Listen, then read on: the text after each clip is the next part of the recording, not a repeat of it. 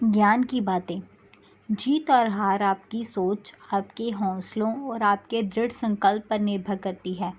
अगर मान लिया तो हार होगी और ठान लिया तो जीत होगी। प्रणव कुमार एक बहुत बड़ा हीरों का व्यापारी था और उसके व्यापार का एक असूल था कि उसके पोते जब उसके व्यापार की बागडोर संभाल सकते हैं, जब वो 1 महीने के अंदर खुद 10,000 रुपये कमा कर लाएं। और प्रणव के 2 पोते थे, माधव और गोपाल, और दोनों ही उनकी बहुत सेवा किया करते थे। एक दिन प्रणव ने अपने दोनों पोतों को अपने पास बुलाया और उनसे कहा कि तुम्हें 1 महीने के अंदर अंदर 10,000 रुपये कमा कर लाने होंगे और तुम दोनों इन पैसों को अपनी मेहनत और ईमानदारी से कमा कर लाओगे।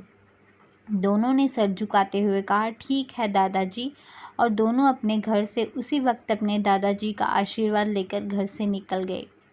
माधव एक गांव में एक सुनार की दुकान में पहुंच गया और उसके मालिक से रोजगार मांगने लगा। उस दुकान के मालिक ने उसे काम पर रख लिया और वहां दूसरी ओर गोपाल दर दर भटकता रहा, पर उसे कहीं भी कोई भी काम ना मिला और वह बहुत परेशान हो गया और रोने लगा और खुद से कहने लगा कि क्या मैं इतना काबिल भी नहीं कि 1 महीने में 10,000 रुपये कमाकर दादाजी को दे सकूं। मुझे किसी जायदाद का लोभ नहीं है, पर मैं अपने दादाजी की आंखों में अपने लिए गर्व देखना चाहता हूँ। और गोपाल फिर काम की तलाश में भटकने लगा और बहुत कोशिशों के बाद उसे एक शमशान में शव जलाने का काम मिल गया और वो अपने इस काम को बहुत ईमानदारी और लगन से करने लगा। वहाँ माधव जिस सुनार की दुकान पर काम करता था, वो बहुत गुस्से वाला था और माधव को छोटी छोटी बातों पर डांट देता था। पर माधव अपने दादाजी की जायदाद को पाना चाहता था और इसलिए उसे मजबूरी में वहाँ काम करना पड़ रहा था। और वहाँ गोपाल प्रतिदिन एक नए शव को शमशान में आते हुए देखता और स्वयं रोते रोते उस शव का दाह संस्कार कराता। गोपाल उन शवों को देखकर रोज़ाना एक ही बात सोचा करता कि इस जीवन का निष्कर्ष मृत्यु है, इसलिए हमें हमेशा सत्कर्म करने चाहिए। अब वहाँ माधव प्रतिदिन एक ही बात सोचकर खुश होता कि आज एक दिन और बीत गया, इस सुनार को मैं उस दिन सबक सिखाऊंगा जब मैं एक बड़ा व्यापारी बन जाऊंगा। और 1 महीने बाद माधव और गोपाल अपने दादाजी के पास जाकर उनका आशीर्वाद लेते हैं। उनके दादाजी उन दोनों से उनकी मेहनत और ईमानदारी के पैसे उनसे मांगते हैं।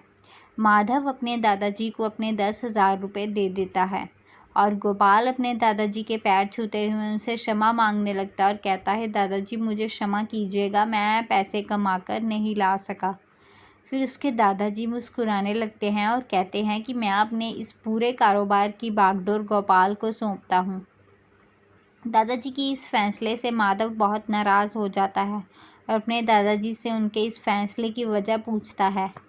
और उसके दादाजी उसे कहते हैं, माधव, आज तुम्हारे पास सुबह सुबह एक गरीब बुढ़िया आई थी और वो तुमसे अपने बेटी की शादी के लिए कुछ पैसे मांग रही थी, पर तुमने उसे पैसे नहीं दिए बल्कि उसे धक्के मारकर सुनार की दुकान से बाहर निकाल दिया ताकि तुम इस जायदाद के इकलौते वारिस बन सको। और गोपाल, तुम्हारे पास एक दुखियारी औरत आई थी जो तुमसे अपने नन्हे बच्चे के दाह संस्कार के लिए कुछ पैसे मांग रही थी और तुमने इस करोड़ों की जायदाद की परवाह न करते हुए उस औरत के बच्चे का दाह संस्कार कराया और तुमने उसे अपने बाकी बचे हुए रुपये भी दे दिए। और तुम्हारी इस खूबी के कारण तुम आज इस करोड़ों की जायदाद के मालिक हो। और माधव, तुम अपने दुष्कर्म के कारण आज जीतते हुए भी हार गए हो।